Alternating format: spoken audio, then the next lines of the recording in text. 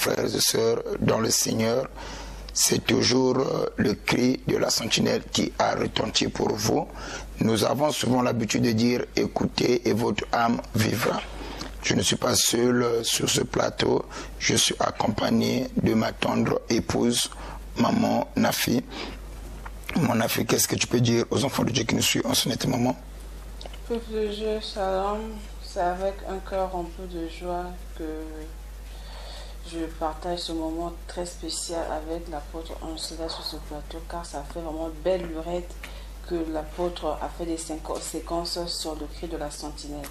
Alors ce soir, nous serons tous bénis à travers l'apôtre. J'aimerais juste que vous soyez attentifs à ce qu'il vous dira. Merci. Bien-aimés, aujourd'hui nous avons un petit sujet que nous allons partager ensemble avec vous. C'est sur les attitudes qui détruisent. Et dans la vie, si on est détruit, quelquefois, les sorciers n'ont rien à voir. Il y a aussi les attitudes que nous développons dans notre vie qui peuvent occasionner aussi notre chute et notre perte. Voilà pourquoi nous allons parler sur les attitudes qui détruisent. Alors, le non, parmi ces attitudes qui détruisent, nous voyons aussi le non-respect aux choses c'est-à-dire aux choses sacrées. C'est-à-dire que le non-respect aux choses spirituelles, le non-respect à la parole de Dieu, le non-respect à l'église, le non-respect aux hommes de Dieu, le non-respect aux lois établies. Cette attitude aussi peut te détruire, peut te conduire droit à la mort. Et pour comprendre ces choses, nous allons prendre le livre de 1 Corinthiens chapitre 11, le verset 30. Maman, si vous en avez, vous pouvez nous lire cela. 1 Corinthiens chapitre 11, le verset 30. Nous parlons sur les attitudes qui détruisent.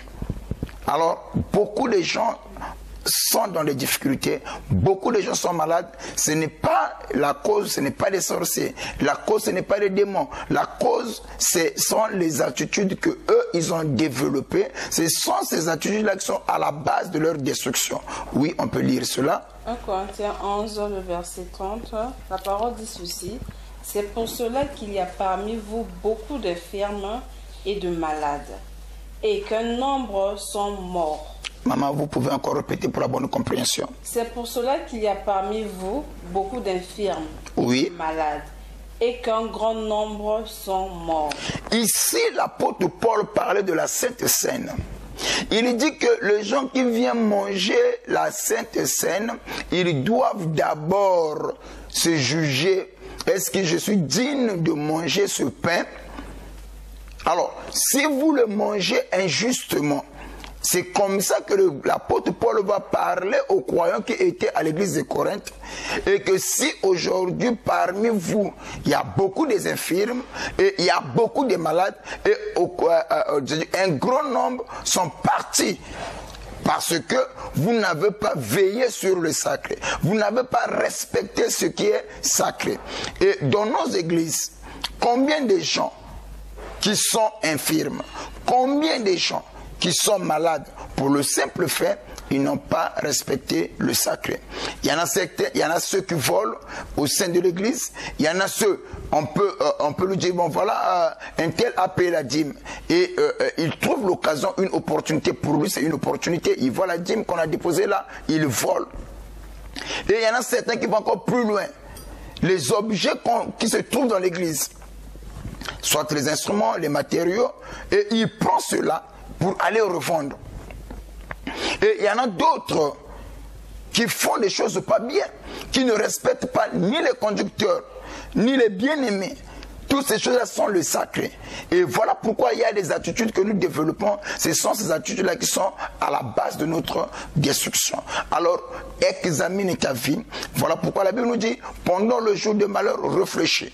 Et j'aimerais que toutes les personnes qui écoutent ces séquences, qu'ils puissent réfléchir. Pourquoi ces choses-là t'arrivent?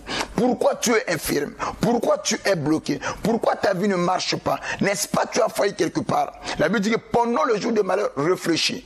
Et pendant le jour de bonheur, sois heureux. C'était ça notre message qu'on devait partager ensemble avec vous. Alors, maman, si vous avez quelque chose à ajouter, vous pouvez ajouter avant qu'on puisse clôturer. Ce que je peux ajouter, c'est sûr. Papa a juste parlé en quelques minutes, mais d'une chose très importante, très capitale. Pendant les jours de malheur, il faut réfléchir. Qu'est-ce que tu as eu à faire dans ta vie qui te bloque actuellement? Ça peut être aussi une infirmité. C'est ça la cause qui te bloque. Alors tu dois réfléchir de là où tu es. Tu dois faire la prise de conscience. Laisser ce qui t'a bloqué. Laisser ce qui t'empêche. En fait, laisser ce qui empêche Dieu d'agir dans ta vie. Il faut abandonner les mauvaises choses et suivre la volonté de l'Éternel. Soyez tous bénis au nom de Jésus. Alors, je crois que vous avez été bénis à l'écoute de cette émission. Que le Dieu Tout-Puissant vous bénisse richement. La suite à la prochaine. Ciao.